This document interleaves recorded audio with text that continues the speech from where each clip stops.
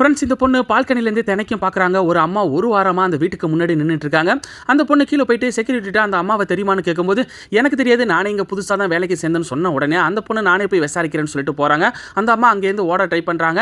அந்த பொண்ணு அவங்கள தடுத்து நிப்பாட்டி, எதுக்காக எங்கள் வீட்டு முன்னாடியே டெய்லி நிற்கிறீங்க, உங்களுக்கு ஏதாவது தேவையா, இல்லை எங்கள் வீட்டில் திருடுறதுக்கு ட்ரை பண்ணுறீங்களான்னு கேட்கும்போது, ஏமா நான் அந்த மாரி ஆள் இல்லைம்மா, இது என்னுடைய வீடுமான்னு சொல்கிறாங்க. அந்த பொண்ணு ஷாக் ஆயிடுறாங்க. ஒரு வருஷத்துக்கு முன்னாடி என்னுடைய பையனுக்கு ஆக்சிடென்ட் ஆயிடுச்சு, வைத்தியம் பார்க்க பணம் இல்லை, இந்த வீட்டு பேரில் லோனை வாங்கி என் பையனுக்கு வைத்தியம் பார்த்தோம், ஆனால் என்னோட பையனை காப்பாற்ற முடியல, அந்த விரக்திலேயே என்னுடைய புருஷனும் இறந்து போயிட்டாரு, என்னால் வீட்டு லோனை கட்ட முடியல, அதனால் இந்த வீட்டை ஜப்தி பண்ணிட்டாங்கன்னு சொல்லி கதறி அழுனதுக்கு அப்புறமா அந்த பொண்ணு, சரிம்மா கவலைப்படாதீங்க, என் கூட வாங்கன்னு சொல்லிட்டு வீட்டுக்கு அழைச்சிட்டு வந்து புருஷங்கிட்ட நடந்த எல்லாத்தையும் சொல்கிறாங்க.